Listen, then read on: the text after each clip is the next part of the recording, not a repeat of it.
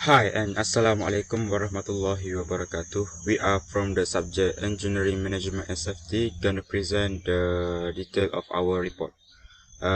First, this is our group member for the report, and then we go to the introduction of the report. There is Nokia is multinational phone that present dominates the phone portion.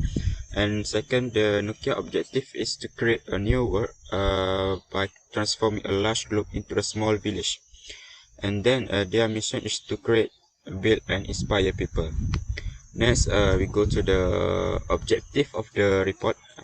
That is to put the engineering management knowledge and procedure into the practice in the real world setting.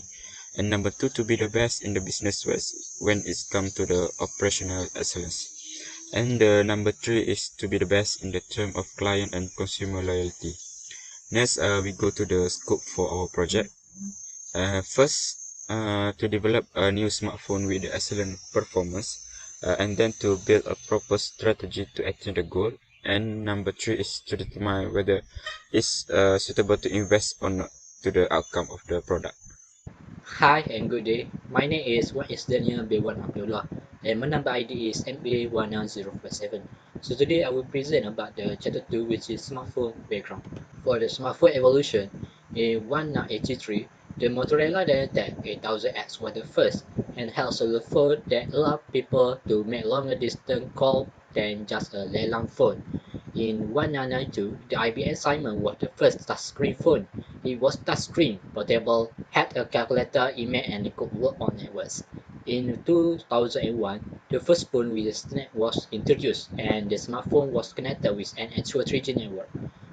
In 2007, it was the year Steve Jobs and the team at Macworld revealed the very first iPhone. Not only was this the sleekest touchscreen device to hit the market, it was also the first device that offered a full unwatered-down version of the Internet.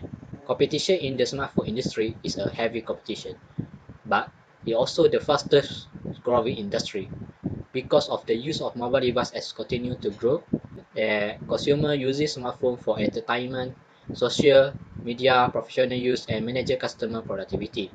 And the level of demand is expected to continue to grow in the future. Aggressively investing in research and development to grow the popularity of their smartphone models and meet the customers' needs and preferences are evolving faster.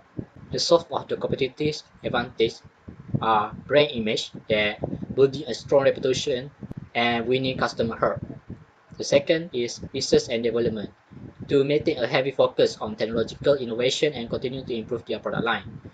The third is marketing, use digital marketing channels for their marketing of their product.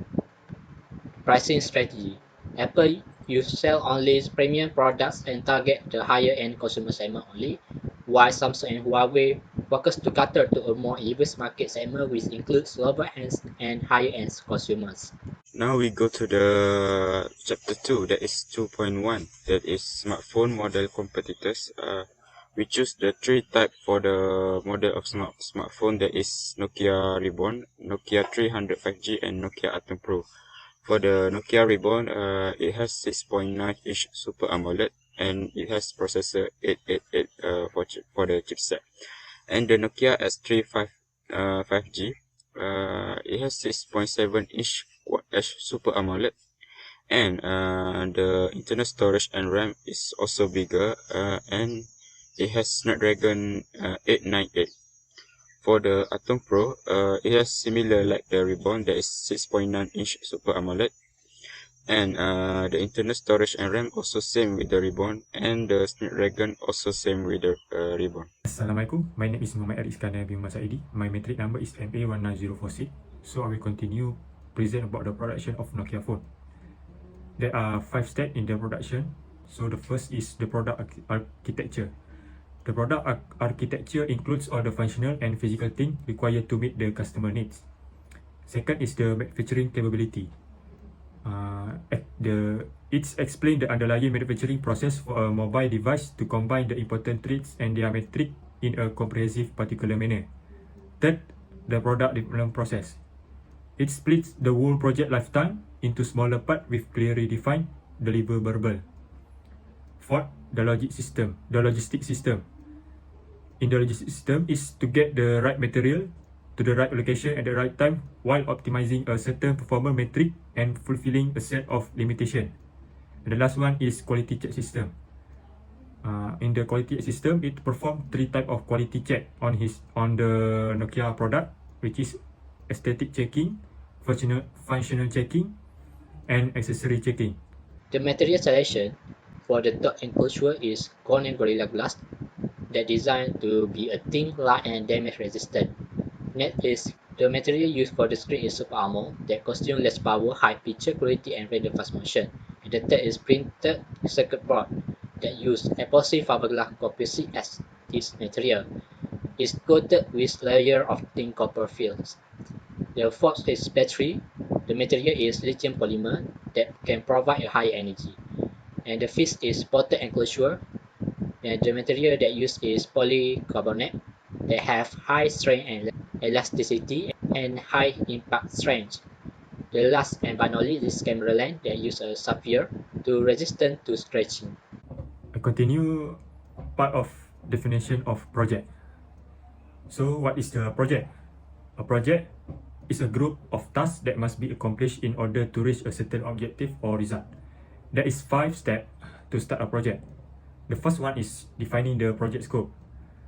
Project scope is a part of project planning that involves determining and documenting a list of specific project goals, deliverable, tasks, cost, and deadline. The second one is establishing project priorities.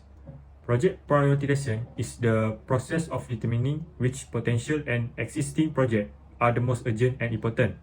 The third one is creating the work breakdown structure, or WBS, a hierarchical outline that identifies the product and work element involved in a project. Fourth one is integrating the work breakdown structure with the organization. By integrating the WBS with the OBS to create a metric, this metric gives a good visual guide showing who is responsible for which part of the project. The last one is coding the WBS for the information system. In the coding, levels and element of the WBS organization element, works, package, budget, and cost information that allows report to be consolidated at any level in the organization structure. Hi, my name is Shafiq Akmal Beraban. My material ID is MA19059. So I will explain about the project management process. So there are 5-phase project management process, which is initiation, planning, execution, monitoring and controlling, and lastly closing. For initiation part, it is to start a new project, which we have to define goals, scopes, purpose, deliverables, hire a project team, set up the project office, assess the project, and move forward to the next stage. For planning, the project plans are documented, project deliverables and requirements are determined. The project timeline is developed during the planning phase. It will require designing a set of goals to guide the team through the project's implementation and completion phases. It will also help us in managing time, money, quality, adjustment, and risk. And lastly, it helps us to supervise the workers and outside vendors to ensure the deadlines are met and on budget, also on schedule. For the execution, the method used is to carry out the work outline in the project plan. Process entails coordinating people and resources as well as integrating and executing project operation in accordance with the project plan. The project deliverables are the most important outcome. It will be the project team's responsibility to provide them. So for monitoring and controlling, manage all activities and metrics required to ensure that the project is approved. The authorized project is completed on time and on budget, allowing the project to move forward with minimal risk. Techniques involve comparing actual performance to planned performance, taking a corrective action to achieve the desired results when there are significant differences. So lastly, for the closure, it refers to the project formal acceptance and completion, which includes of file achieving and lesson learning. Documentation are 2 administrative tasks. The contract will be closed, which involves completing and settling each contract and closing each contract related to the project. It involves by finalizing and activities across all project groups in order to formally close in the project. Move to the chapter 3, that is 3.3, strategic management process. For the process, we have the mission, vision, external and internal analysis, strategy implementation, and strategy control. For the mission, Nokia created a fantastic mobile device that link all people all around the world. For the external and internal, it has strength, weakness, opportunity, and threat analysis to recognize the company primary strength and disadvantage. For the strategy implementation, it is inextricably connected to the human resource management for the Nokia company. Next is characteristic of the project. Teamwork is the method of collaborating with of individuals to ensure the success of project. Time, there must be a start and end to a project. Life cycle as a 5 stage, which is conception, definition, planning, and organization, implementation, and evaluation. Complexity, a project is a complex series of actions related to a project aims. Uniqueness, the uniqueness, specification, delivery, and endpoint are all defined. Risk, the endeavor is rife with danger and unknowns. Establish, a project must have objective or mission statement. Subcontracting, contractors are responsible for completing a project to a high standard. Innovative, a project requires accomplishing something new. Optimality, the purpose of each project is to maximize resource used for the economy overall development. Customer certification, the item or services to be manufactured will be chosen by the consumer. Unity in diversity chains, a project is a large collection of thousands of different options. Several environmental force cause change to occur spontaneously during the life of a project. So I will explain about the results and discussions for the financial portfolio of our product, which is Nokia 5800, Nokia X300, and Nokia Atom Pro. Which this financial portfolio includes of price, initial investment, expected annual sales, revenue for the first until 4 years. So we will go for the payback period, which is the amount of time it takes for a project to pay back investment cost. People and corporations invest their money primarily to be paid back, so the payback period is critical.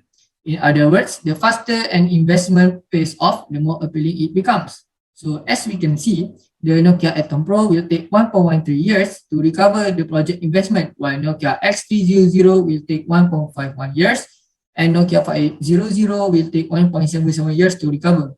So in the term of the payback period, the Nokia Atom Pro is used because it has shorter paybacks. Next, we go for return of investment, or called as ROI. Is a measurement that is used to assess an investment efficiency or profitability, as well as to compare efficiency of several different investments. So as we can see, we can conclude that in terms of ROI, the Nokia Atom Pro is more efficient, which has 88%, which is the highest compared to the Nokia X300 and Nokia X5800. So lastly, for the net present value, which is NPV, so the difference between the present value of cash inflows and outflows over a period is known as set of net present value. The net present value is the calculation used in capital budgeting and investment planning to determine project profitability.